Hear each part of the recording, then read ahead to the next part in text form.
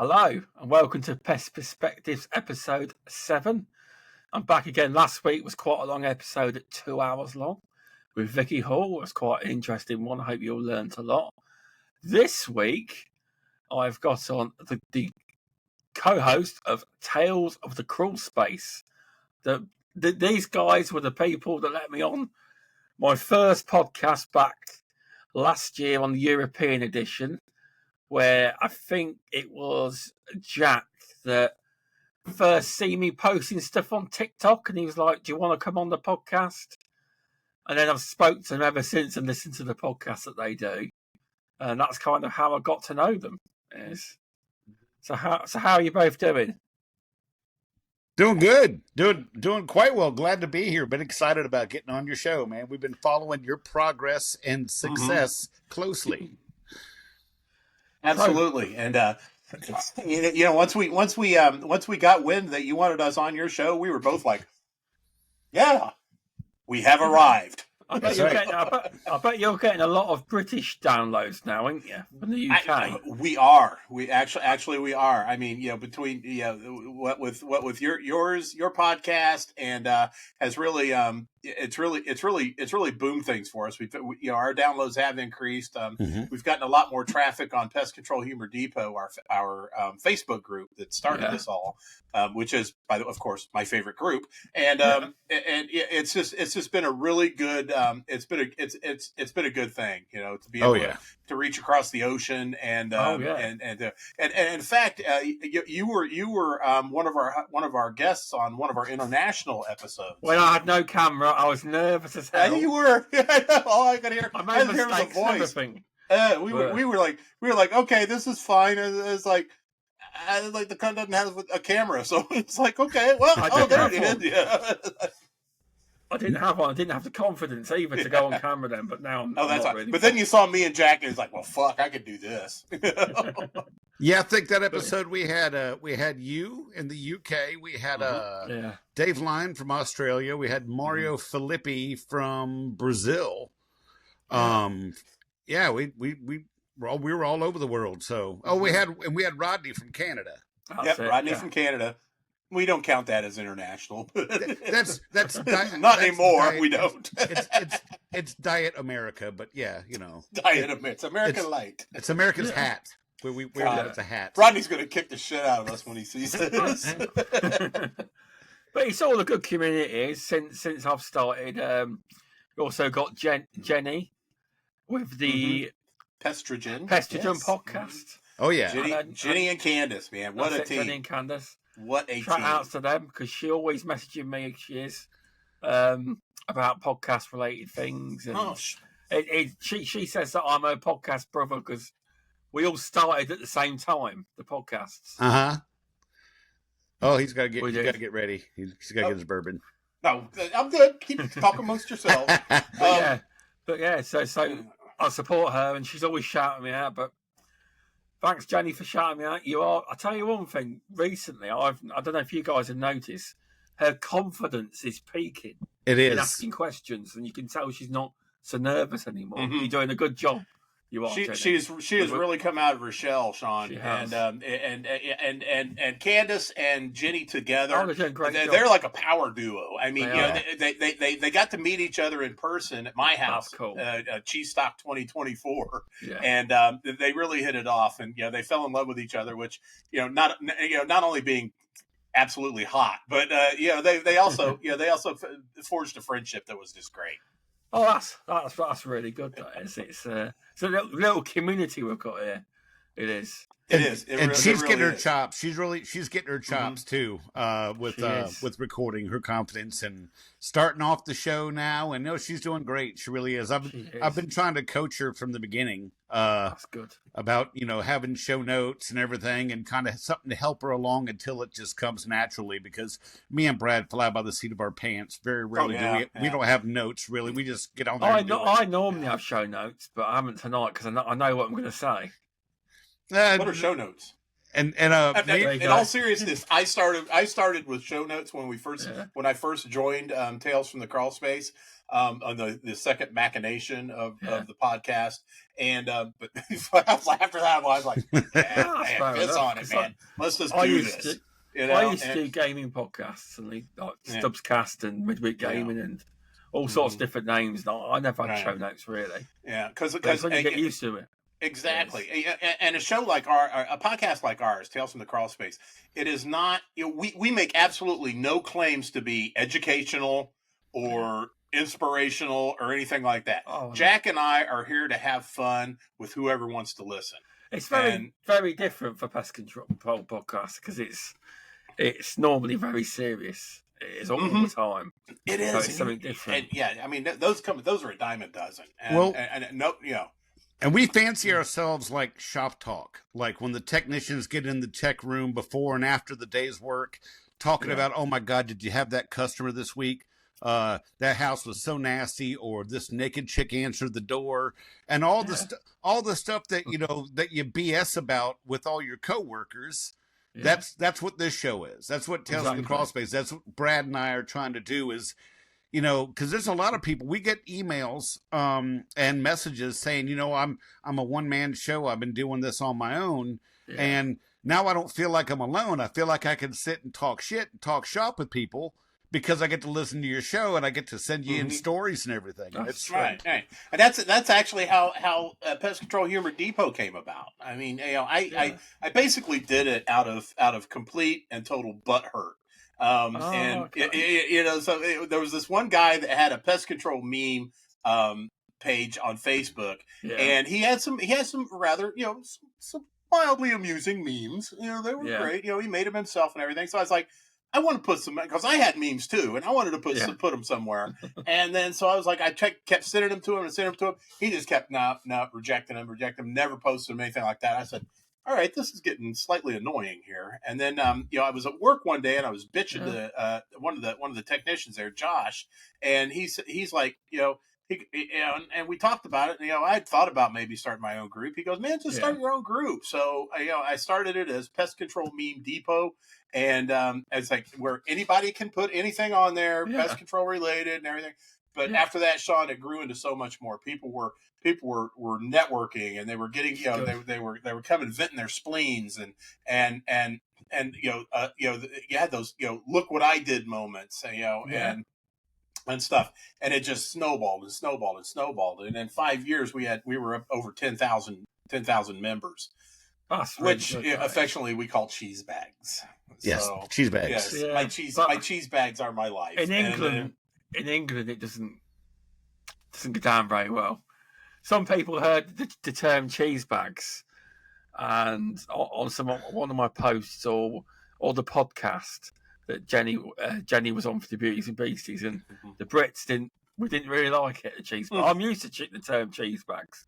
Over here, they call us pesties.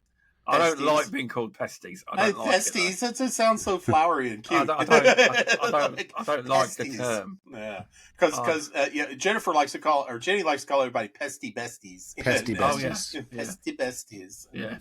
So, but yeah, I feel like PCHD and Tales from the Crawlspace have really we meet a need. Is a word. Yeah. People just need to not have to, be serious all the time and just kick back, cut up. And Jack and I, that's what we're here for. We're to help you out with that. And, like we said before, it's unscripted and we like it that way, because sometimes we'll have a great topic. We're like, okay, let's talk about this and everything. 5 minutes into the show, man, we're just fucking all over the place. We're just like last week was a perfect example. We wanted to talk about the beginning of season, the swarms and everything like that. We ended up talking about damn near everything else but that. And but it was a good show. It was fun. I don't know. I can't speak for Jack and our other 12 listeners, but I had fun. Oh, I had thousands. You have thousands, not 12. Thousands. I guarantee you do. I would say so. Well, you got in a pest control magazine for the podcast, didn't you? As well. Oh yeah. Yeah. Oh yeah, Yep. and we've shown up on newsletters like for big box company internal newsletters. Our podcast has shown up on. We've seen evidence of that, and I liken it to being famous in a microscopic universe. Yeah, I mean, exactly. You go out to any yard, you kick away the leaves, the twigs, and the dog turds. Tales from the Crawlspace is right there, and we're there. We are there. It's been a hell of a ride so far. The minute I knew I arrived with that is when I was still working before the car accident. I was in the chem room of the place I was working for, and I was talking to the guy about stuff I needed. And someone outside of the chem room goes, wait, I know that voice. I know who that is. And then come around, he goes, Jack, Tales from the Crawlspace. I'm like, holy hell. Big time. Yeah. Yes. And if I'm driving through town, I keep business cards and some swag for the show in my truck. And I've seen a guy in the park, in a parking lot, getting lunch or something, and I'll walk up and go, "Hey, you listen to podcasts?" And he goes, "I've listened to you. I know who you are." Yeah. That's good. I get to say I get it too. It's like I'll go up and I'll see say an Orchid truck or a Terminix truck or something like that. I'll go into the gas station or something. I've got my PC or PCHD magnets that we've been selling, but I've kind of given up on selling them and just kind of give them away randomly. I'll go up, I'll give somebody a magnet, and they'll be like, they'll see my sunglasses and be like, "Hey, you're that cheese bag guy." I'm like, "Oh, cool." That's really good. That is. Yeah, that's really good. That is my greatest triumph. Speaking along the same vein as Jack's there. I was at the Purdue University annual conference this year. We get into the auditorium, and the topic of this particular training module is AI, and how we use it how we can use it in our business, what to do, what not to do, and all that good stuff. And so he gets on chat. He starts talking about this Chat GPT thing. I am old. I don't do any of this. I will Google something and something will come up AI. So give me suggestions. I fucking ignore it. Just scroll. Yeah. But I get. He's talking about that, and he goes, "You can ask this thing basically anything, and it will give you an answer, even though may not be the right answer or the answer you're looking for. It's going to answer it." So he goes, and he puts it out to the auditorium. He goes, "Ask anything. Ask me a question. We'll put it in." And then somebody jumps up and goes, "What's a cheese bag?" I was like, I was just so touched and moved. It was not even funny. I was just sitting there. My boss, William the Merciful, the other two dudes that was with me looked at me like that, and I was just over there like, little tear running down my cheek. It's like, oh God, this is the best moment of my life. This eclipses my daughter's birth. It was great. But yeah, I mean, just. And I mean, on a personal level, it does give Jack and I a big rush when we get that, but we try not to let it go to our heads, because I hate people that let shit go to their heads, right, Jack? Yes, we do. yes, we do. Yeah, I mean, we don't profess to be speaking for all the technicians when we are on a podcast. No, although we do try to keep it edgy. we will. You do. But it's some people out there like puppies, so excited to see you and pissing all over the floor, and it's precisely just back off, little puppy. It's okay. That's right. It's like I'm here to drink, drink on the podcast. Jack, when he's in Pennsylvania, he'll smoke on the podcast, and everything's good. Exactly. But no, what was it like being in the? Was it PCT magazine? Oh yeah. Was it PC? What was it like? Did you send them an article? Did they reach out? Did they contact you? Well, they reached out to Jack. Brad got in at first with the Depot before Tales from the Crawlspace. That was actually Pest Management. PMP magazine. PMP magazine. Pest Management Professionals or something like that. PCHD actually made it onto there. And then the following year or two later, they approached Jack about an article for Tales from the Crawlspace, and Jack stuck it, man. He did it. The article was beautiful. And that's good. although they did cut my part out quite a bit, the Jack's was really good. I have read it. It is good. And I was actually sitting here bored, shopping the show around, just trying to get more traction. Yeah. And I had a little form email that I was sending out to. I even sent it to a couple pest publications in the UK. And I almost immediately got a response back from PCT, and I'm like, well, I want to warn you, this is what our show is. You may want to listen to a few episodes before you put us in the magazine. And damn sure enough, they did. They'd come back with an interview for me and ask questions. And no, great. It was great to be in there. It was fun. They put a picture of him in there too. That was awesome. Yeah, I got it framed. I got it framed up on my wall.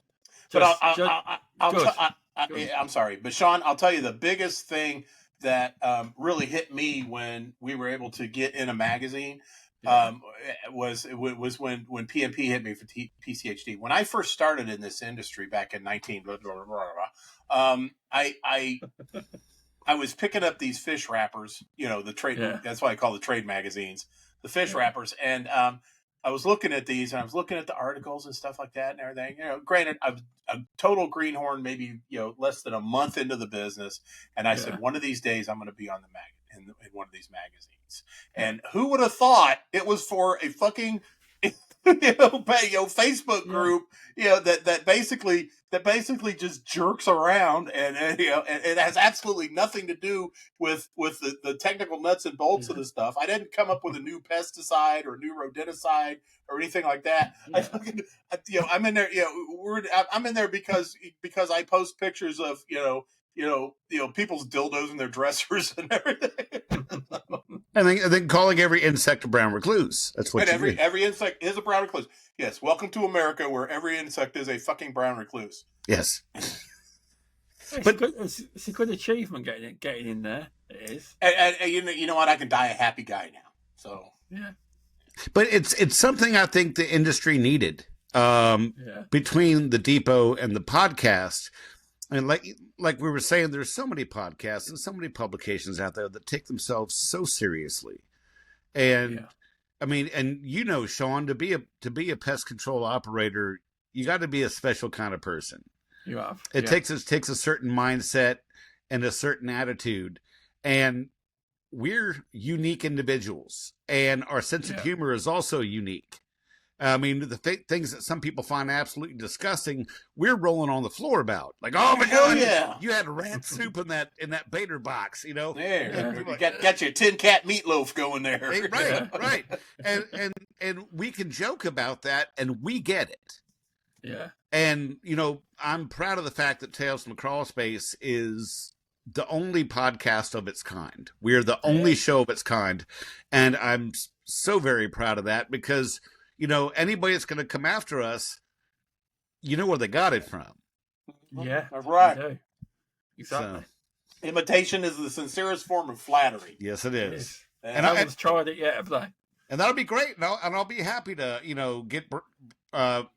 get Brad along and be a guest on their show and show them how it's done. Yeah. Oh hell yeah! But no, it's really good.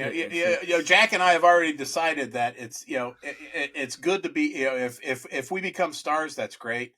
But it's just as good to become Nebula, and we're the place where stars are born. That's right. And that's why I'm especially proud of Jenny and Candace with Absolutely. That's really going to be. They have definitely found a deep niche in there because women in pest control. Oh my God! And with each passing year, more and more women join our ranks, and they need a place. It needs to grow more, though. It needs to grow more. Oh, it will, and Shaun, it will. It really will. It's definitely and someone like people like Candace and Jenny, they can show the way, and they have a place for the ladies to go and talk about guys because we are all pigs at the end of the day. So because But she does invite men on her podcast. She does invite men on the podcast. That's equal should have anyone on. That is absolutely true. She had a great episode last week with my buddy, both my buddies, Rodney and Mr. Goswiller. And I might invite them on at some point. They're great, good. Man. They're good. Yeah. You could do worse than getting those two bohunks on your show. That's for sure. I'll tell you, Rodney makes a great guest co-host when Brad goes on vacation too. He does. I remember. I have yet to find my great co-host. I may have to poach Candace and Jenny or Jenny when I that'd be great on vacation. That'd be fantastic if you did that. I would love. But for one thing, I need to get my Nordquist couch fix. Yes. Yeah. Oh, and did you see she put a little Joker up on the couch for me? As she did. Yeah, that was sweet as hell. I love it. But I like to think that we were kind of the springboard for that, and I take a lot of pride in their show and in their success, because I like to think that our show kind of influenced their creation. So yeah, that's right. Our heart soars like eagles over this. It does. Well, she calls you the brother podcast. Mm-hmm. She does. The Pestrogen says it's the like sister show, the brother show. Yep. Mm-hmm. I'd be interested to know whether or not Jenny and Candace would ever want to do like we did and come over to Riverside and have the option of a live, because Jenny is such a perfectionist. She has she wants to make sure everything is just so, and she does a great job of it. Candace is the same way to a degree, and so it'd be interesting to see, because it'd be great to have them on the live thing, the live stuff on the podcast. I love it, I really do. Yeah, you can tell. I've been gushing about it ever since we started this, but I'm going to be going live at some, because I can now go live on Facebook now. You have to have 100 followers on Facebook to go live. So. I probably, Shaun, to be honest with you, probably one of the most dangerous things you could ever do in podcasting is to put me and Jack on live. because you are asking for trouble, mister. But it's fun. I mean, fuck yeah. What I like about it is it kind of generates its own content too, because we've had, Brad and I are subject to burnout. We'll get halfway through a season where we do 11 out of 12 months of the year, almost consistently weekly. Yeah. So halfway through the season, we're like, man, what are we going to do now? What are we going to talk about? We've talked about it all. And now with the live component, having people in chat jumping in and saying something, it's generating content for us, giving us something more to talk about, building more meat into the show. Good. And I think people enjoy the interaction, having their name called out on the show and things like that too. Yeah. It's fun. It really is. It is. It's good. Also, have you recently switched to Riverside? See, yeah. There's AI where you can make the clips up. Have you seen that? Where you can post clips. Yeah, I've seen that, and I saw that, and it gives you the option. So you can post a funny clip, watch more, post a link. So you could generate more views and traction that way. I'm sorry, you lost me. You could put like a graphic or no. It scans your entire show for the best clips. Oh, and it makes the little clip. Say like you said something funny, and then you could put the link. You could share it on socials. Then say click the link to check the podcast out. You can. I'll speak to you in the DMs. Oh, that's going to make my life a lot easier. You did something like that with Iris or something, didn't you, at one time? Because there was a couple of things couple of snippets. I can't remember which one. I think it was Mauschwitz. You can actually tell the AI. You can actually tell it what funny clip you wanted, and it will actually do it for you. I'll have to look at that feature. But you obviously got to listen to it and make sure it's right. Yeah. Right. And then you can clip it out. I mean, it's loads of content. It is. Now, our host is Buzzsprout. Our podcast host is Buzzsprout, and they do little audio clips, but you have to go find them yourself. It'll do like with the graphic of the show and maybe the subtitles and stuff, and that's pretty neat. But no, I'm going to look up that feature. That's actually really cool. So you could use that on YouTube. You can put them on your TikToks. You can do all stuff, all that kind of stuff. Here I am just making stuff up, trying to slap it on social media every week. Yeah, a fine job you do. So you do. Yeah, we'll get that 15th listener. You keep it up. Definitely. So I want to talk about some obviously pest control. Yeah. So I'll ask you both in sequence, obviously. So either one can answer. When and how did you get into pest control? Did you fall in like most people do? Because in the UK, most people fall in. They don't join it, when you're young. Sadly, most people get into pest control when they're in the late 30s to 40s onwards. Right. Yeah. Who wants to go first, Jack? You want to flip a coin?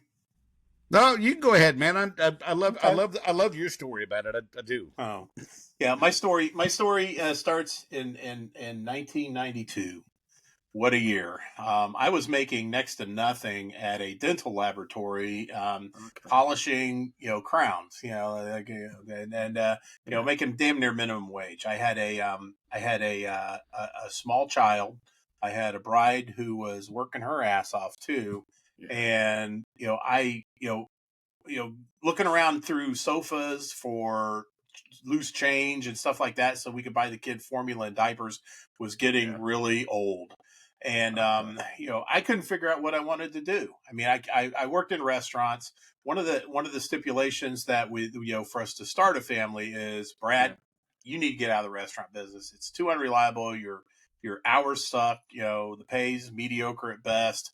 You got to do something else. So I figured I would go with, my wife worked at the dental lab too. She was much farther up on the ladder than I was, but polishing crowns for minimum wage wasn't exactly cutting it. And then my one of my brother-in-law's half brother called me and said that they were looking for people at Terminex. And so I went ahead, stopped smoking pot for a while so I could pass the drug test, and then about a month down the road, I got the job, which was great because I got word of them accepting my taking hiring me during my daughter's first birthday. Oh, that's good news. That was just the best birthday present she ever got, because it ended up here I am 30 some odd years later, being able to provide, I was able to provide a good life for her. That's good. And, now we're getting towards the end of the road. I'm going to be retiring in about 5 years. It's provided a good life. And, when you got that going for you, it makes all the difference. And not to say I'm just there for the money. I mean, I actually fell in love with the job. I wasn't a big fan of the grind, especially working for Big Green Tea, the grind, which is, the grind is, you're going home every night and you're making phone calls. You're calling all your customers. And back then it was monthly services. I mean, can you imagine monthly services now, Shaun? I mean, I've been doing monthly services. I know that wall void is filled with dust, right? Like all the way up to the pipeline. And so, but the people, the customers, the people I encountered, the technical stuff, the huge brains that I was able to communicate with, like, the late Stoy Hedges, God rest that man's soul. He taught me so damn much. I was able to work on a couple of, on more than one occasion, I was able to work directly with Stoy Hedges. And that was probably some of the best education I ever got technically. I was able to tap into the big brains. I was able to meet customers. I was able to hone my skills in communicating and stuff like that. I just basically fell in love with the job, and here I am 34 years later. Here I am. I'm still doing it. Actually, on Monday I'm going to be doing it again because I've been off since January with a busted leg, but and a busted gallbladder. But we had a busted gallbladder. Well, it's no longer my gallbladder; it belongs to somebody else. So, but yeah, that's how I got into it. I love it, and I recommend it. It's not for everybody. No, some days it's not for anybody. But damn it was for me, and it provided me a good life. That's good. So, what kind of, obviously, how does it work over there to become a pest controller? Is it over here we have to have qualifications, like your basics in rodents and insects, and then we've got RSPH Level 2 in pest management. Mm-hmm. Now, it's not a license. It's there's their qualifications. How does it work over there for education-wise? Okay, understood. Back when I started, of course, this was 1992. This was a million years ago. We didn't need to be like a registered technician or anything. We just had to work under a license holder. I didn't have to take any exams or anything. I just had to be trained, and that training needed to be documented in office. So if say the state chemist, which is the regulatory people in our state, were to come by and ask, I want to see Bradley Harvey's, training papers, you got to have them. I didn't need to be a registered tech. Now that changed, as the years unfurled, that changed. Now you have to have at least be a registered technician, which means you have to be trained, you have to take an exam, and you have to pass that exam before you can do anything without direct supervision. What registered technicians can do here is what's known as indirect supervision, which means the license holder has to be at least a phone call away, and at least 2 hours, and 2 hours from being able to be on the scene if something goes pear-shaped. That's how it is now. But that's a lot of, they're talking about changing that even to where everybody has to be a licensed certified applicator. I don't see the need for it, as long as there's some accountability, but that's just me. Okay. But yeah, I'll try and thanks. It's very different to what we do over here. Mm-hmm. Yeah, it is. Every country seems to be different as well. Yeah, y'all seem to be. You folks seem to be a bit more. Need to be a bit more accountability from the jump than we do over here. And again, we're talking about Shaun. You're talking about the UK, which is you guys, and we're talking about me and 49 other different pesticide laws, because this is all controlled. This isn't centralized. I mean, it is centralized by the EPA, but the EPA gives a lot of that responsibility up to the individual states. So there's 49 other different places that you have to do shit differently. Okay, well, it's all the same here. 50 if you count Puerto Rico. Okay. 51 if you count Canada here in a little bit. Sorry, Rodney. It is stricter in America, I would say, though. We don't. Yeah. From my view, it looks stricter. It does. You may think it's stricter here, but it's probably stricter over. I will just say you have a lot more paper involved than we do. Yeah, but whether or not you it's mentioned like somebody wants to see your paperwork, like who did you say can look at your paperwork for chemicals? It would be an agent of the Office of the State Chemist here. Really, we Department don't have of Agriculture, other places. That thing would only happen if something catastrophic happened and someone died. So we don't really have. You don't really have that kind of. Oh, they'd roll up and do random checks. You can be fuck able to, yeah! You can be at a job. They got. Yeah, our regulators have a serious Serpico complex, man. They will fucking roll right up on you, man. We don't get any of that. We don't have that unless just someone died and something happened that major. Then that would happen. Then that would be a legitimate concern, Shaun. Well, obviously, yeah. You don't want to hit anyone or anything. No. But no, that's why I say America's stricter than us. But I can see why you think we are as well, just in a different way. Yeah, it's just different. Just different. That's all. Yeah, it is. Yeah. Thanks for that, Brad. So, Jack, how did you get into the pest control industry? I was a construction inspector, a geotechnical inspector. I'd go on job sites, test concrete while they're placing it, making test cylinders to check for compressive strength and things like that. And the market got so flooded with people coming from, like, people in engineering degrees coming from India and stuff that the pay started going down. And it was difficult to pay the bills, and I got really frustrated. So I grabbed a newspaper and I started looking through the want ads. This is before the advent of Monster.com and Career Builder and things like that. And I saw an ad for must-have construction inspection. Didn't say what the business was, but send your resume to, fax your resume to this number. So I threw my resume together and sent it over. and I got a call. Man said, "Hey, my name is Ted Mickle, and I'd like to talk to you about your resume. If you could come in, this company we're called JC Ehrlich. You just come on down to the office and we'll talk about it." So when I got there, it turns out they were looking for a termite guy.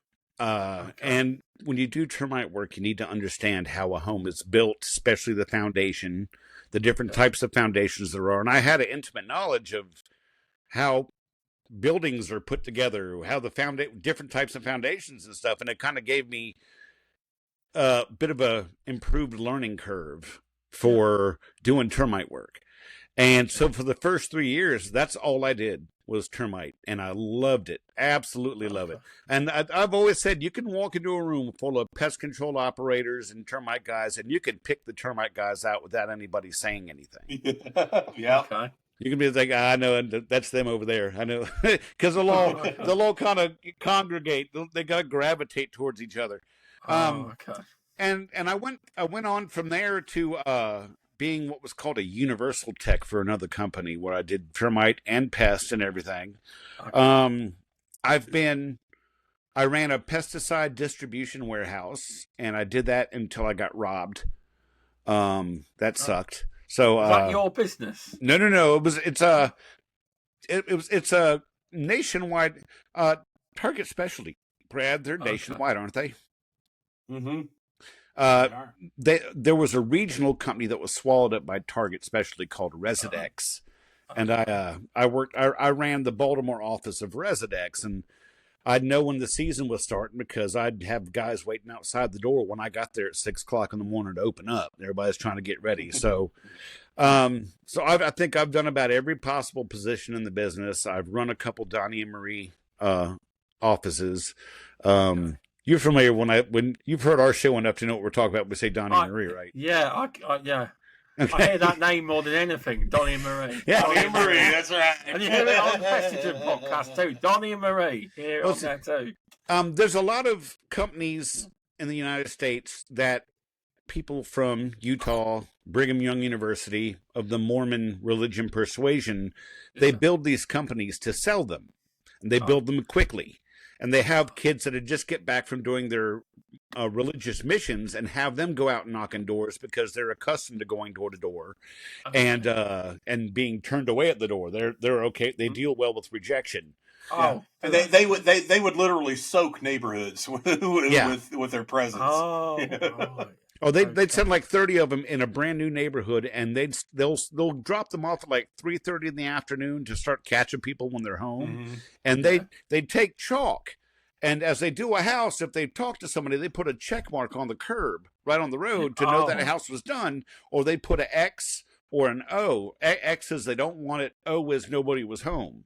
And they'd go do the whole neighborhood, and they'd come back, check on the curb, and get those houses they didn't get before, and as a technician, it's, doing a route. I mean, you had 20 stops in the same neighborhood. So, but they'd work you like dogs. You'd be doing 12, 14 hours a day, 6 days a week. The sales kids got paid a ridiculous amount of money, and the technicians barely got by. So there is a bit of disdain for the Donnie and Marie, who were famous Mormons in the U.S. entertainment industry. So absolutely, and as the years progressed, they got more and more annoying. Now they're like rolling around in neighborhoods on hoverboards and segways and shit like that, and it's just incredibly douchey. And it's not a thing. And they will promise you anything to get that sale. And but the thing is, when they first started, I was when I was at the Big Green Tea, I was at ground zero for this concept. They would come up, they called it Apex Marketing.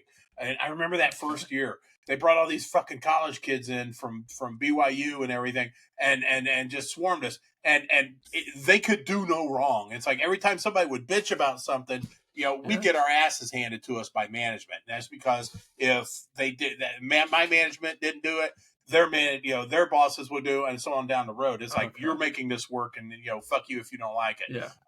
And so that's that put a lot of this, and then they build up this big huge customer base, right? Yeah. And then all these people would get a letter saying, "Welcome to Big Green Tea," and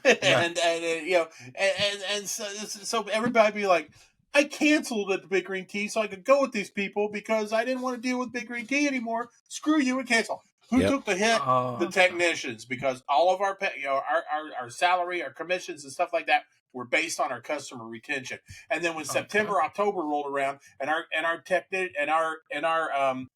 freaking our freaking retention went down the loo, we were mad. We were so mad. And they are so morally gray. They are morally in this gray area. Morally ambiguous. Yes. When I was working for the first one I was a branch manager for, when they were getting ready to do the transition to the Big Green Tea, their sales price is based on how many active customers they have on the books. Okay. So they called me up and they said, "Jack, we want you to go into all the canceled customers we have in the database, and we want you to reactivate them." And I'm like, "What?" Like, "Yeah, we want you to reactivate them." I'm like, "Why?" He goes, "Well, it's something that Terminex needs us to do." I'm like, "I don't know, but I don't want to do that." And I didn't, and they didn't like it, but they're getting ready to get rid of the office anyway, so why fire me then? But the thing was, as long as they took the next quarter's service, they didn't get back charged for it. At least, you could reactivate 500 customers, and as long as the technician comes by when no one's home, I mean, I'd say 350 to 400 of them will basically have accepted the service for that quarter. So they're pumping up the numbers by reactivating canceled customers, and I wouldn't do it. I didn't do it. I refused to. Well, that sounds illegal to me. It's shady as hell. Either way you look at it, it's shady. Yeah, definitely. But yeah, that's see, door to door in England isn't a thing. See, I came onto this podcast to have a good time. Now I'm all pissed off. I'm having to relive it. It's like I hear choppers. Nothing quite like the smell of napalm in the morning. Oh, God. Yeah, Saigon. UK, shit, I'm still in fucking Saigon. People don't really have pest control on a monthly or quarterly basis. Huh. We have a few customers, don't get me wrong, but the vast majority is domestic one-offs, and we do commercial contracts. But door-to-door pest control, you might get a smack on it means you're dirty. See, pest control in America is, I would say, up here with like plumbers. It's a luxury item. It's a luxury item. In the UK, even though it is a specialist, it is a needed service. People don't regard pest control as high on the on the career path, if you get what I mean. You're absolutely right, Shaun. People over here will try to repair their own air conditioner. They will try to rebuild their own automobile engine. But damn it, most times they'll try to get their own, hire somebody out to do pest control, which is actually quite smart because I mean, you could fuck up a lot of stuff. Most do though. Higher pest control. What I'm saying is, it's regarded higher in America. Yeah, and to your point earlier about it being just one-offs for residential. Yeah.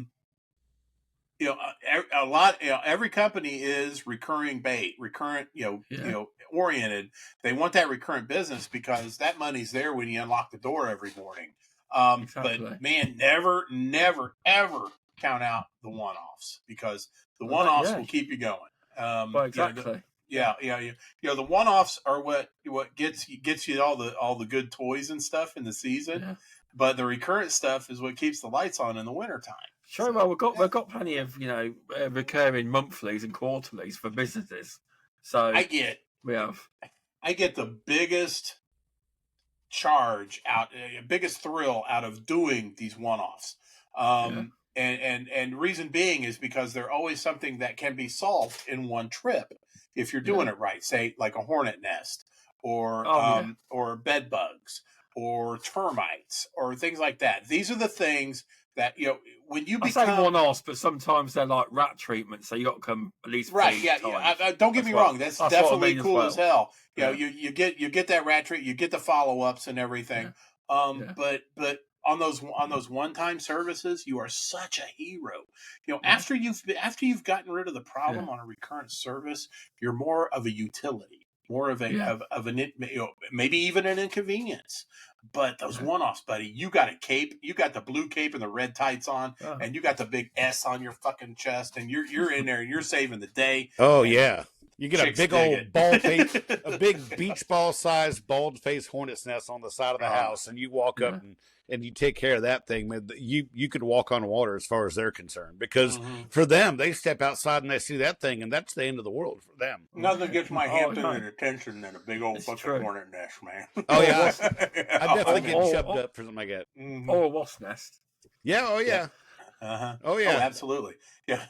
My favorite ones is when I'll get these ones that were called into the office, and I'll get assigned to it. It's like hornet nest in the mini bar, and I go, there's like 2 little mud dauber tubes in there. It's just like my favorite $150, please. Over here we have something called cicada killers, and they're these big, huge things that live in the ground that look like ground hornets. When I was little, I thought that was instant death if them things came out of the ground. Okay. But they're harmless. They're the females stay in the ground until dusk or dawn, and they'll go out and sting a cicada, take it back into the hole in the ground, and feed her larva with it. And the males that fly around about a foot off the ground, they don't sting you. They just try to buzz you away from the mound, right? You're not on about tiny mining bees, are you? We have miner bees here. They're smaller and are brown, but no, these things are about. Cicada killers are pretty good, pretty beefy. 2 inches long. Definitely, yeah. About 2. We got them. One of those things that it's big enough that if it flies into your mouth, you're definitely going to taste it. They get about 2 inches long, and when you have a huge spread of mounds like in someone's backyard, I mean, these huge things are just cruising over the ground, and they scare the shit out of people. And you just kind of waltz into that backyard with these things surrounding you, and they're scared to death. You're like, I'm gonna get them now. My favorite ones are like everybody. I think they'll see a cicada killer or something like that. I think they got murder hornets. I love it. I fucking love it. Name murder hornets. I got Asian murder hornets in my yard. It's a cicada killer.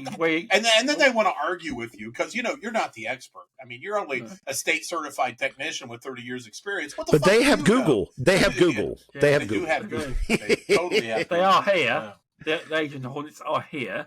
Yeah. In low numbers, we have. Oh man! But we're not one of those. As a pest controller, and as it stands in the law at the minute, we are. If we find Asian hornets, we are not allowed to treat and destroy a nest. No, it's down to government agency and the bee unit to sort it out. Man, there's not enough of them. There's not enough of them yet. I had a badminton racket just ready to go in the back of my truck in case them things showed up, because I wanted to go. Boink. Yeah, we're not. I've never seen one. I've seen pictures. Oh, carpenter bees! I love a badminton racket on carpenter bees. Yeah. Good times right there, man. We have European hornets over there. I mean, we call them European hornets. Over there, they just call them hornets. Yeah. No. That's like French fries. They just call them fries. No, we actually call them I call them European hornets. They're our native one. We can sort them out, no problem. They're about the size of the cicada killers. Cicada killers maybe just a shade bigger, Okay. But especially the females. But yeah, I mean they're intimidating if you don't know what you're dealing with. If you're a little kid running through the yard and you see this big thing flying around, it's scary. And we kind of cash in on that one. Yeah, they're harmless. Yeah, for the most part, yeah, they are. Yeah, unless you attack them. But... Well, with the males, I mean, they have a reproductive proboscis. They don't even have a stinger, so they'll fly around and threaten you. It's like the male carpenter bees. They'll just kind of swoop around your head just to kind of get you away from where the female is. It's the same basic premise, but one's in your porch and one's in your yard. Yeah, that's true. That is, but yeah. We don't have them cicada things that you're on about. We don't. I mean, I could fly around with my penis hat all day and just, hey, my reproductive. There you go. You made it. You put it in. You got it in there. All right. In there. There you go, Jack. I'm wondering when it was going to pop up. To Tales from the Crawlspace, you will not understand that whatsoever. Well, see, now they got to listen to the show. That's Now right. you got They to can listen to listen the to the show. podcast. That's right. Yeah. So you've even got Alex Wade listening to that podcast now. You look like Holly from Red Dwarf. Do I? I was going to say Big Brother from 1984, but that'll work. With the floating head, you look like Holly from Red Dwarf. I love that show. I'll have to sort of technical. I was able to do that one time on our show, and I can't. Yeah. I've never been able to duplicate it since. No, the floating head. The floating head. That's right.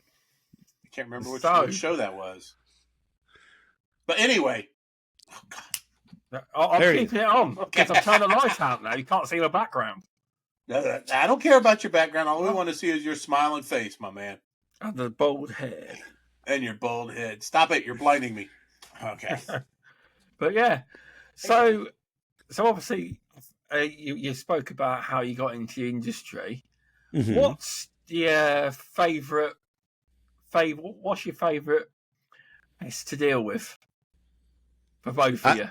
I think Brad and I had the same answer. We love stinging insects like wasps and hornets and stuff. Yes, that's our favorite. Mm-hmm. I love that. Yeah. Man, I get so excited. I wish I had a video that I took a couple of years ago of me attacking a yellow jacket nest that was in a wooden chest on somebody's front porch. I remember that. You remember that? I was able to document it, blow by blow, and it was the first time I was ever able to do that. And I don't want to toot my own horn, but I thought it was a great video. Yeah. And I had a lot of fun doing it, and it wasn't a long video because I was like it was me putting on my bee suit, me going over there, me fucking their lives up, and then taking care of it. It was great. I really had a good time. I'm looking forward to this coming season that I can do something like that again. But yes, Jack and I both agree, definitely stinging insects. Yeah. Nice. Oh yeah. I do like the wasp nests. I do. But we'll see what this year brings. We will. The UK, it's all changed. Well, your pest pressure is way different than it is here in the United States. I mean, I don't think you have the range of types of. I mean, we go everything from scorpions to but you've got. I mean, obviously you've got moles, voles, rats, mice, and stinging insects, but. Do you have like a huge list of pests that you deal with, or does that basically cover it? Not compared to you. Obviously, we have fleas, bed bugs like you guys do, cockroaches. Yeah. But no, we don't deal with scorpions. We don't have the list you guys do. No chance. We don't have snakes. Do you deal with snakes?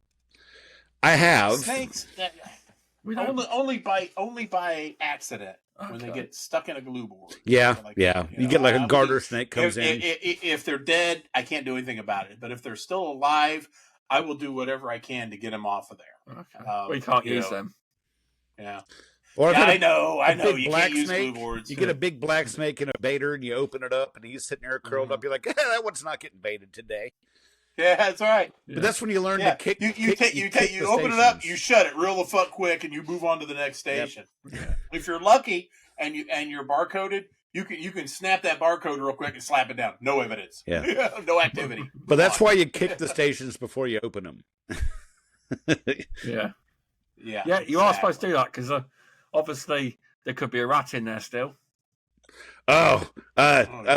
Working in D.C., where all of Washington, D.C. takes their trash to this one central location off of New York Avenue, which is on the east side of Washington, D.C. Yeah. And for some reason, where all these piles of trash were, they had like 10 rodent baiters, which I really didn't see the point. Totally. I mean, but there's enough vitamin K floating around those piles of trash to just about make that rodent bait useless. But I would go going around checking those stations out, and this big honking rat, I'd say the size of a normal-sized cat, comes out of that station and damn near tries to tear my feet off. I had to stomp on his head because he was attacking me. But they get I worked around the Baltimore, D.C. area. We have gigantic rats, really big rats. So. A little factoid: Baltimore actually had to outlaw rat fishing. They would have tournaments where people would stand in an alley with a fishing pole, put a piece of pork chop on a treble hook, and cast it down by the dumpsters. And when a rat would grab it, they'd reel it in, and they'd have weigh-ins, kind of like a bass fishing tournament where you'd weigh your fish in to see who had the biggest fish. And they had rat fishing tournaments in Baltimore, and they actually had to outlaw them as cruel. Now we can give them anticoagulants, but they can't catch them with a ugly stick. I mean, that is, I've never heard that before. Oh yeah, they had to outlaw it. I'm not surprised, but yeah, you are right. It's what do you reckon to that, people that are watching rat fishing? Imagine struggling. I got one. I can imagine that, yeah. But no, we haven't got the amount of pests you guys have, definitely not. But I mean, the main things we really deal with is rats, mice. I do mold control as well. And then most of your bugs, I deal with fleas, bed bugs, carpet beetle. Moths, basically. That's the vast majority of it. Apart from, obviously, summertime, wasps and European hornets. But now, I'm guessing you guys got moles down to a science over there. How do you deal with them out there? Because we've had, like, talprid, those little bait worm things that we had, talprid. They kind of worked. Talprid, the gummy worms, the forbidden gummy worms. Yeah. But aren't they laced with a real dangerous chemical?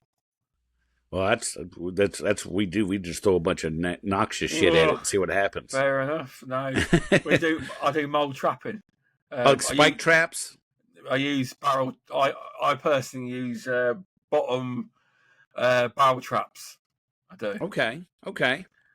In the ground, and you trap them, and you check for the tunnels, and you work out where the tunnels are. You dibber.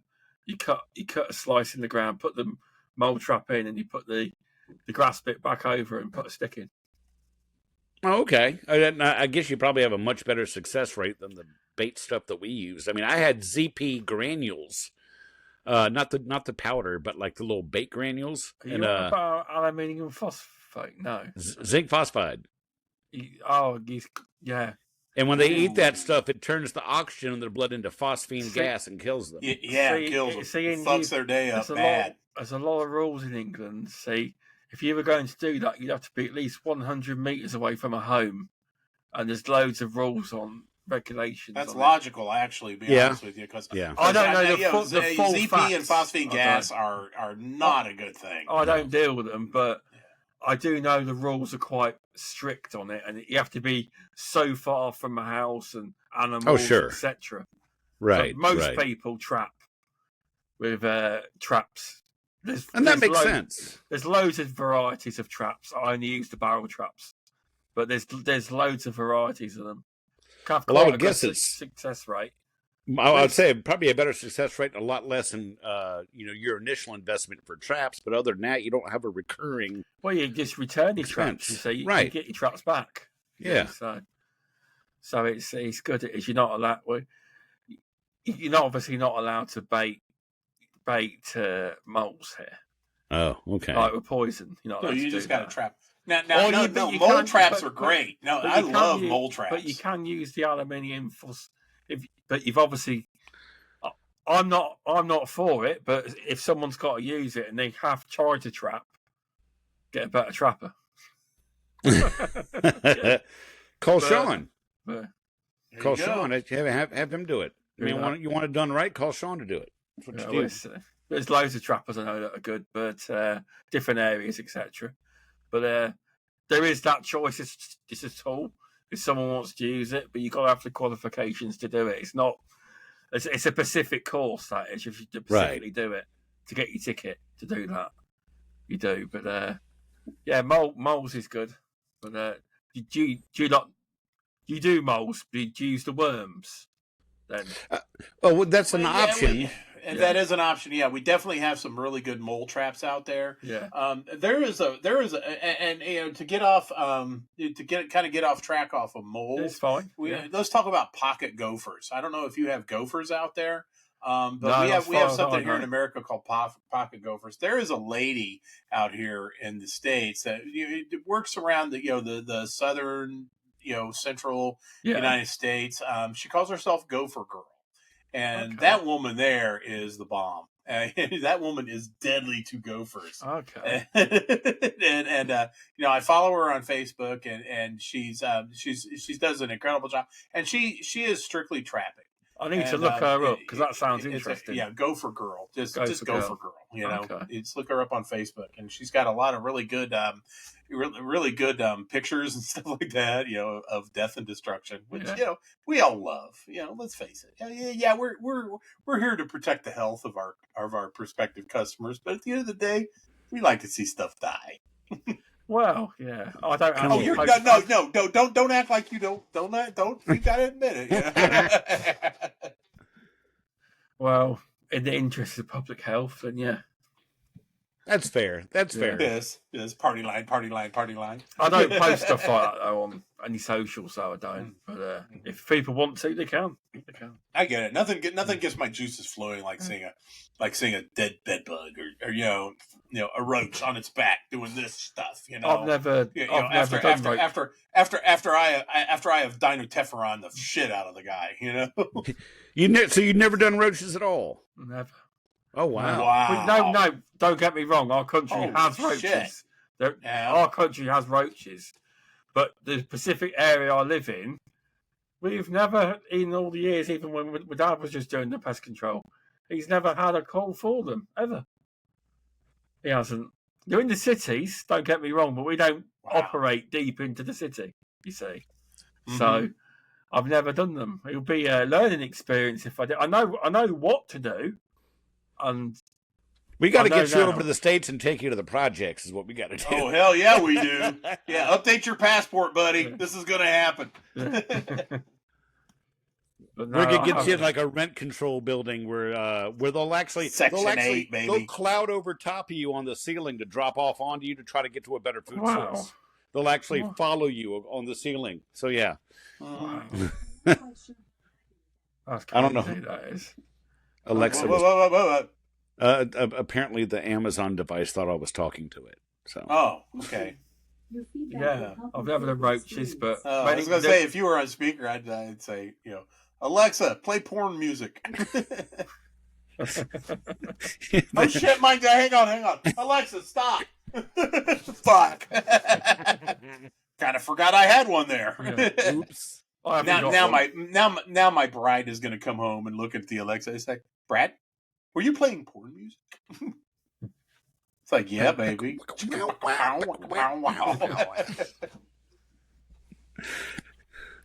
Awesome. So what other kind of roles have you done within pest control that you haven't? That you've obviously mentioned you've been a technician. Have you ever? I have been a technician. Yeah. I have been a front office girl. I want to say that because I've heard I put a LinkedIn post at once, and someone put you've said front office, and someone said different industry. But what is this American term means? The back office, like they're nobodies. What does that mean? Back office. The back office, the nobodies. I'll be blunt with you, Shaun. I've never heard that before. It's always front office to me. Okay. The front office are the admins. They're the ones that sit in the lobby, answer the phones, take out the trash, change the put fresh coffee on. And mostly answer the phones. Yeah. They do the scheduling. They do, they make sure that everything is dispatched properly. They take a lot of shit from the technicians. Okay. They take a lot of shit from their managers. A lot of shit from their customers. A lot of shit and a whole lot of shit from their customers. Yep. They deal with more stuff. It is the most thankless job out there. Now, if you ask a technician, they will say, "Oh, my job's harder." Blah blah blah blah blah. Yeah. No, your job is not harder because when you go in the morning and you got to listen to the admin, you get to leave. Yeah. Okay, You get to fucking leave and go do your stuff. And yeah, you're going to be needle bite. But I'll tell you what, for every one phone call that a technician gets when they're in the field that something needs addressed at the last minute, there are 20 other ones that poor person in the front office is trying to sort out. So don't feed me that bullshit about the technicians are harder. Job is harder. That is the most office admin is the most underpaid, thankless job there is. Truth. And I will fight anybody over that. Absolute truth. And it's part of I'm sorry, I didn't mean to get too edgy. No, there. it's part of the pest control industry. That is, being in it's every. Although you've got to mention all facets, ain't you? That is part of it. That is being on the phone. They're the backbone of each office. They're absolutely the backbone. They are. They absolutely are. And God love them. We don't give them enough credit out there because we are out there as technicians. We are out there dealing with a lot of shit, and I get it. But they deal with a lot of shit too. And we don't have people and so like that. The whole technician front office, all the shit that they're that's wrong. Okay, you're working together, and you need to. And it just kind of bristles me a little bit whenever I hear about a technician talking about because then you got the office admin going, the technician is blowing me shit. Anyways, I'm trying to get that. So it's all the same. It's all the same. It is. Only the technician makes more money. So let's not forget that. Right. Right. So it's an important part. I mean, I don't obviously know anything about that because we're so small. It's just me and my dad, you see. So we take calls, but I know it's like to talk to customers, but it's very rarely I have to deal with someone who's not very happy because we always like to make the customer happy. Everyone does. They do. And I think in a smaller outfit, it's probably a lot easier to control because it's a lot more personal service. Yeah, it is. And but when you get with the big box companies, you're just a number. Your customers are just a number, and you throw these guys out there, and it's quantity over quality. Yeah, and people are invariably going to get pissed off and call the office about it. Yep. Yeah, I've never went straight in and worked for my dad. I've never actually worked for a big box company. Well, you're fortunate. You're very fortunate. Yeah, bless you, man.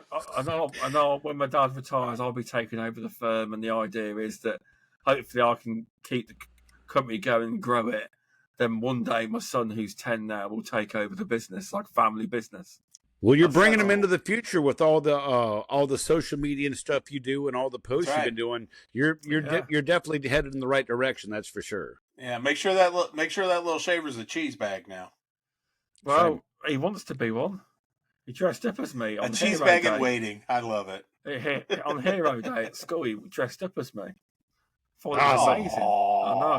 I know. Hey Jack, does that sound Nord as fuck or what? It does. It does. That sounds Nord as fuck. Awesome. That's awesome. That's something to be proud of, for sure. It is. It is. It really is. But yeah, it's why I've been involved with the try to get involved with trade body to help push the industry forward, and that's a new learning skill. That is. There's a lot involved in it, but. It really is, and the fact that you're starting young is all the better. What's that? Sorry. I mean, I said the fact that you're starting young with the lad is all the better. Oh, he's not doing pest control. He wants to be one, but in the summer he does. I was gonna say he's like what 10? Yeah, that's a perfect age. he does come in the summer sometimes when we go wasping. Obviously, he's kept safe. He doesn't get hurt, but But still, it's the experience. Do they make little tiny bee suits for 10-year-olds? I'm sure we can find one. I could probably Amazon one right to you, buddy. To be fair, I mean, I could probably find one anyway. I could. Oh, because nothing grows your balls fivefold like a bee suit, man. I'm telling you. Yeah, you get kind of brave.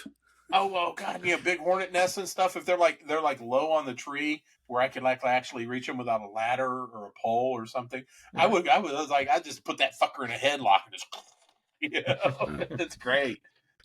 That's how many times I've worn one.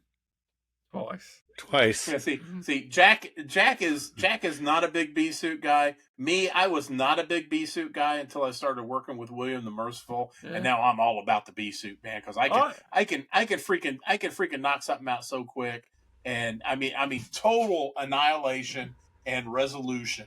None of this. I'll dust this a little bit, and I'll come back in a couple hours. No, fuck, man, aerosol. I'm just like rip that fucker off and throw it in a bag. It's bee suits are good. $250, please.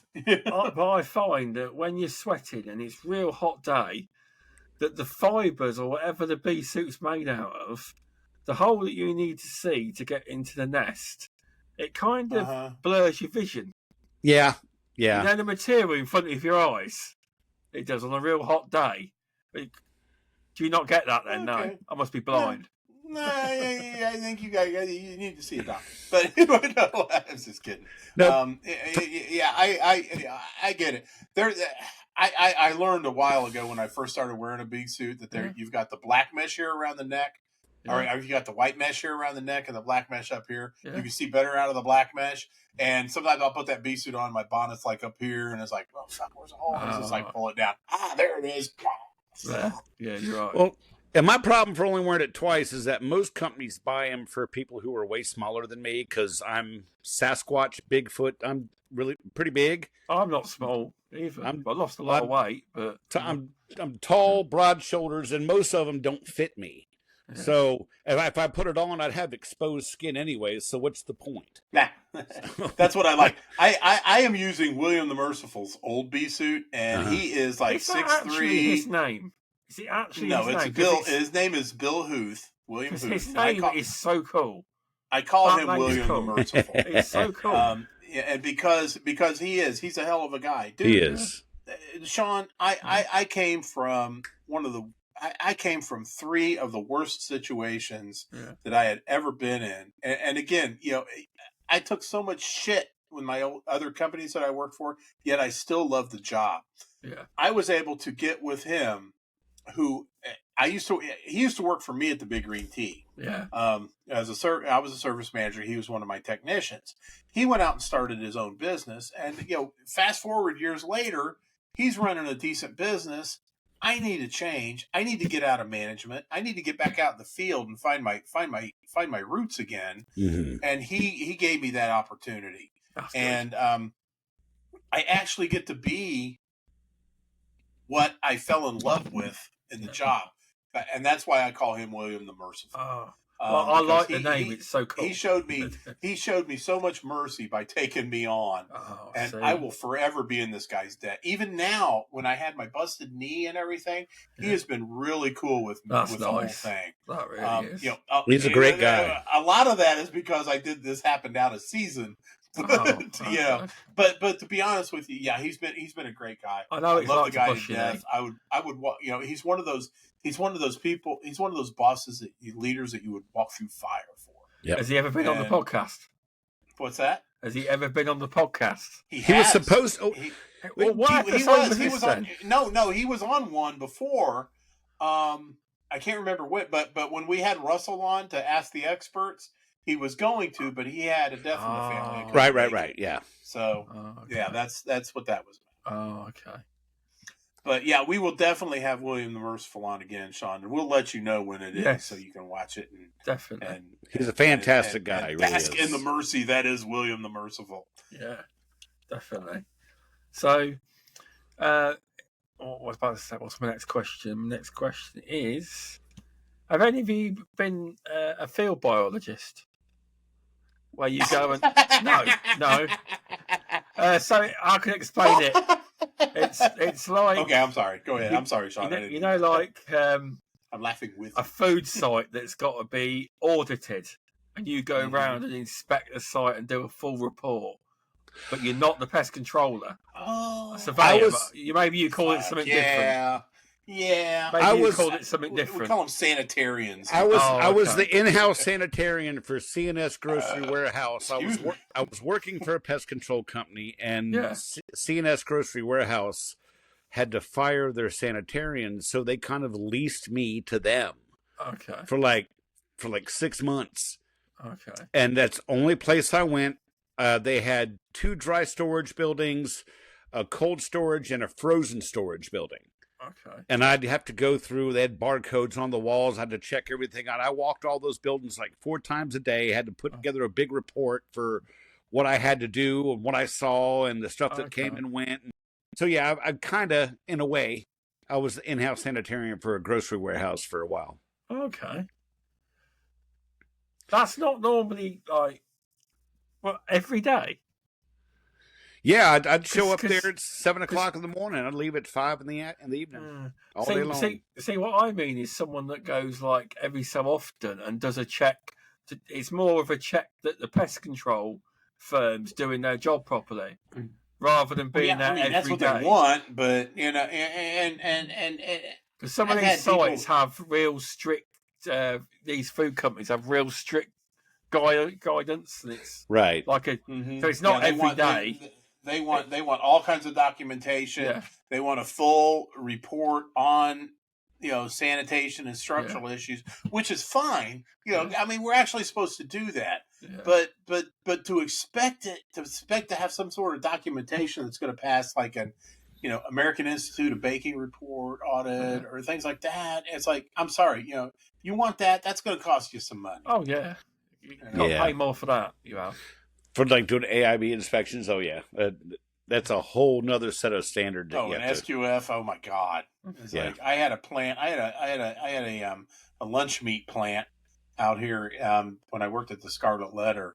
That when SQF came along, oh fuck a duck, man! It was horrible.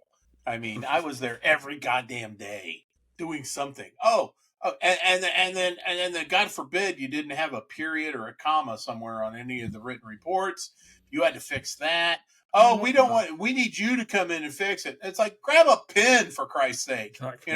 It's like, but those are the ones that really drive me nuts. And the ones that think that just because we come in and we do pest control, we inspect, we report, we treat, we monitor, we educate and stuff like that, we're supposed to make their sanitation problems go away, or we're supposed to be the giant Band-Aid that goes over all of their freaking sloppiness.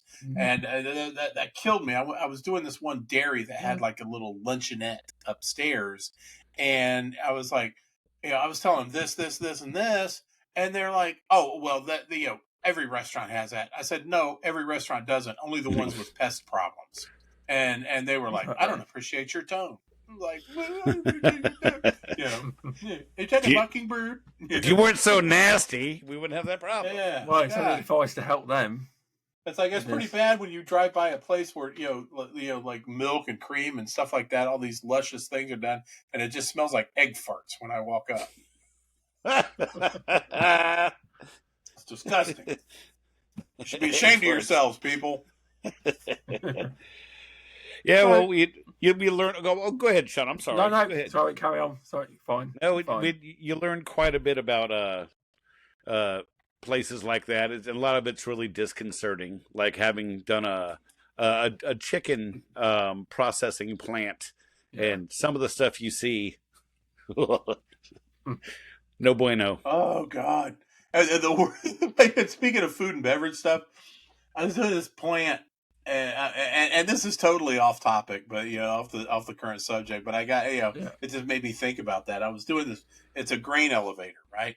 And I'm going through there, and mice are always a bad issue there because there's grain spillage and silage and stuff like that. And they just love that stuff. But I'm underneath. I'm in this gangway that goes underneath these humongous 200-foot silos, holding millions of pounds of grain. And I'm just walking around and I see it's just concrete, like concrete funnels that, that go to the end where the hoppers go down and it goes on the belt and everything. And I'm just walking past each one of these and I'm looking at the guy. I was just like, it's just concrete, right? He goes, yeah, it's reinforced concrete. I said, what if one of these things, he goes, you wouldn't feel a fucking thing. And I was like, wow. It's just, you 1 minute you'll be here and the next it's, I said, thank you. Because I was worried about that, right? It was like I was worried about the agony of death on that. But he goes, it'd be like shutting off a light switch. I said, "Thank you." Kind of like the people in that submarine. Oh Oh, that submarine, yeah. Oh, you mean the submarine craft Idiot 1? Yeah. You're there 1 second, and a millisecond later you're gone. Poof, yeah. I guess there was some mercy in that part that it only took us a millisecond, but well, they thought someone was banging, didn't they? Banging, but it wasn't. That wasn't the noise, was it? No, that was them vaporizing. It's like this is like now you're one minute you're 1,000 feet under the sea, the next minute you're talking to Elvis. Yeah. That was the sound of the beer can being stomped on. Is what that was. Yeah. No bueno. No bueno at all. Fantastic.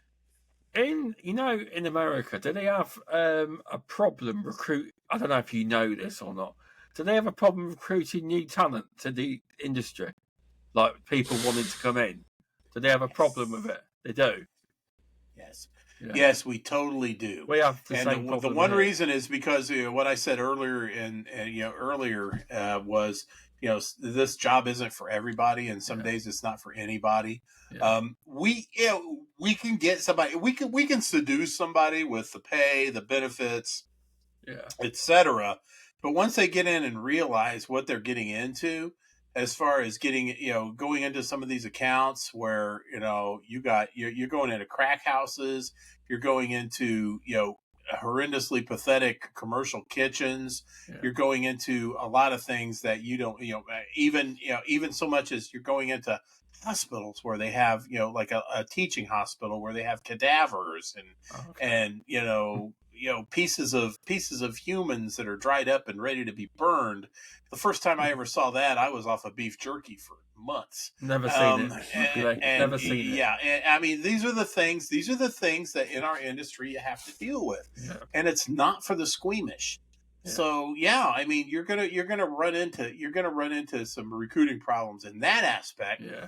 And another one is, it seems, and this is just the old grumpy boomer talking, but everybody wants to come in and be the CEO. I'm sorry, I said it. Everybody wants to come in and be, chief executive officer or wherever the fuck they're working. Yeah. They want a 6-figure salary and everything. It does not work like that. No. And that's one of the big problems that we run into. Now we've got some people that, and I'm not saying that's everybody either. Yeah. It's maybe 10% of the people that come into this industry stick around. Yeah. Fall in love with it and everything. I'm looking at one right now. At where the place I work. He worked with me at the Scarlet Letter. Yeah. He left. He came back. And what's the matter, boy? My dog's freaking out. He came back.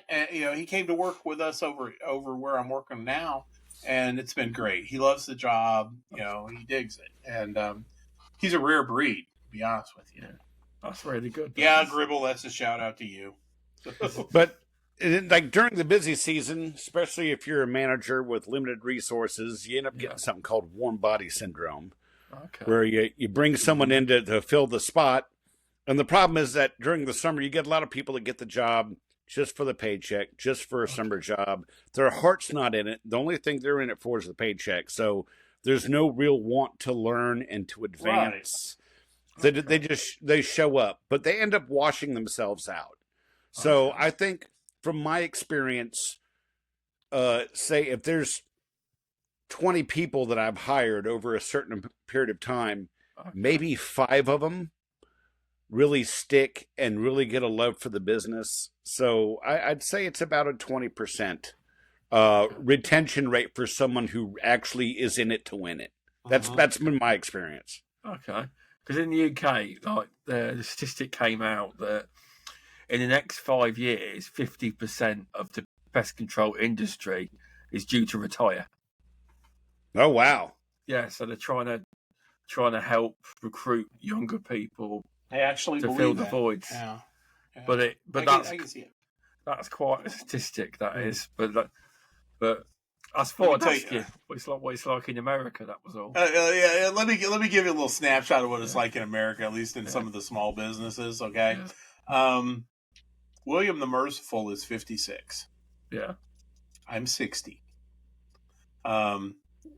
Richard is 66. Okay. Dusty is 65. And Gribble is like 30. so okay. Yeah, that's what you're looking at. Is he taking the firm over? It's a wrinkle room. Yeah, I mean, But that speaks to the work ethic that people were brought up with. I'd say boomers and Gen Our X. Our generation was brought up with. Well, I'm Gen X, so apparently I'm a millennial, even though I'm 40. I'm on the cusp, and I am. Hey, I'm Gen X. I am a boomer, but I'm 2 months away from being a Gen X, so I can go either way. I swing both ways, guys. And Shaun, I think that you, growing up, working for your father's business, I think you probably inherited your father's work ethic, which is a wonderful thing, compared to what a lot of millennials, there is zero work ethic at all. See, I thought millennial was like a kid, and apparently millennial's not. Not anymore. No, it was mentally. It was a kid at one time, but shit, they're in their 30s and 40s now. Yeah. Well, it's like when someone says, "Well, back in the 1990s," I'm thinking that was 10 or 20 years ago. I was born in the 80s. I was 84. I don't get why they call it millennial. I don't get it. I was born in 71, so I get it. But no, I think it's also a testament to the work ethic, which is why your pest controllers are so many of them are due to retires, because when you come up with with a certain work ethic, you stick with it. You learn the business. You improve yourself. You become this young entitled kid. You think everything's supposed to be handed to you on a silver platter, and you don't really have the work ethic to stick with a job and work through it, learn it, improve yourself, and improve the business. That's what you should do. Most definitely. Yeah. Most definitely. Oh. I mean, I think I've done just about every position in this business. So missionary, doggy, reverse cowgirl. Yeah, sure. Reverse cowgirl. Because you can see the turd cutter when you do that. So. Yeah. The old hot Carl. The Cleveland steamer. The filthy Sanchez. or the the filthy Frida. You know what the filthy Frida is? No. That's when you stick your finger in her ass and take it and wipe it across her eyebrows. So it's just one like. Oh my God! I'm a fan of the rusty trombone. Yeah, that's true. Poor Shaun. I'm sorry. You knew you were getting into it when you had us on the show. I know. Shame on you, Shaun. Shame on you. This is a sample, Beauties and Beasties, when these two eventually invite you on. I mean, we got an invite. We're gonna be there. You go. This is a taster. We do have an invite, don't we? Live. Yeah, I was like, sometime a couple months from now, I think we're going to invade their show. God, and you're letting them go on the mic live. Jack, what was the name of the podcast that we were on? It was like somebody takes over your podcast. Oh, something and Michael steal your podcast. Yeah, steal your podcast. Oh God, that was my favorite guest spot ever. Up until now, of course, Shaun. But I'm telling you, man, these guys just come in, and Jack and I, we said something in the beginning, and they basically took over. We came back at the end when they released us. It was beautiful. Yep. So yeah. So all you guys over at Pesty Besties, or I'm sorry, the other one, Pestrogen or Beauties and Beasties. Beauties and Beasties. Yeah, look out, man, because we're going to be taking over your podcast. Yeah. So you don't know what you got yourself into. God help you. God help you indeed. I think that's why Alex has been listening to your podcast recently. He's really getting into it. He's made himself he's got a little schedule, and he says, if you listen to all these different podcasts, there's a lot of content per week there is to listen to. But I was surprised when Alex wasn't listening to your podcast. I was like, good. Yes. Be prepared. Be prepared. Yeah. Well, we tried to give him a little taste of it when Jenny and her partner were on there. Yeah. The last time on Beauties and Beasties. So you'll be able to trip them up on words Alex has recently had because they're getting a lot of American viewers obviously in the chat. And a lot of terms we use are something completely different in America. As an American, I can say whenever we see a chat box, we say challenge accepted. Oh yeah. But yeah, that'll be interesting. That will. But yeah, tell you what, it's been great fun having you both on. We've loved it. It's been fantastic. Oh, we have. Been good. I'll tell you what, we'll have to do this again. We will. I would love to. Absolutely. And matter of fact, instead of an international episode, I think we need to have your ass on. Yeah, we want to get you back on for the next international episode. Yeah, yeah. We'll call it the payback episode. The payback. The one where, because I remember, because Jenny only recently found out a few weeks ago that I was on the podcast, because she kept saying, I says, oh, she says, he's either one of you two told her that I was the one that wrote an international podcast. Huh. She found it hard to believe it was me. She said, oh, I heard that you were great. I said, I was rubbish on the podcast. No, you weren't. No, not at all. I reckon it was. All due respect to you. All due respect to you, Shaun. You had a great, but the next international podcast, I would love to have some different folks on, because I really want to get a big consortium of international people together, in cheesebaggery and so forth. So that'll be good. That will. But yeah, thanks. No, Shaun. It's been a great pleasure and an honor to talk to you. Really has. I like our friendship. I've built it up over messages, and it's good. It is to speak to other podcasters and pest controllers from around the world. That's kind of why I do this show. Hey, we're all brothers and sisters when you get down to it. As well. Right. We can. So, thanks for coming on. Do you want to plug Tales from the Crawlspace? Yes, I do. Thank you. Jack, help me out here with some vocals. Scan that barcode there. You can find us at www.tftc.wtf. At Instagram, we're at TFTC Podcast. At TikTok, we're at TFTC 2.0. And you can find us on Facebook at the Pest Control Humor Depot, our favorite group. That's how you find us. Really cool card. I think I'm going to get one of them made. Oh, the other side's really bomb. Oh wow, that's cool. That's good. That is, yeah. That's a really good plug. That is. When the Beauties and Beasties ask you, most people ain't prepared, but you two definitely are. Oh yeah, we're Boy Scouts, baby. 106 episodes. We've had practice. Yeah, that's right, dude. We're Boy Scouts. We're always prepared. We love to eat brownies. Well, anyway, thanks, Jack and Brad, for coming on. It's been a fun one. Thank you, Shaun. And I'll let you know when it's up. I will. But thanks for coming on. And hope you all learned everything. Please like, subscribe, review, share. Let's get the rankings up. Definitely. We'll be at 100,000 after this episode, so it's fine. Hell yeah. That's the spirit. Well, cheers to all of you. Thanks, everyone. Take care.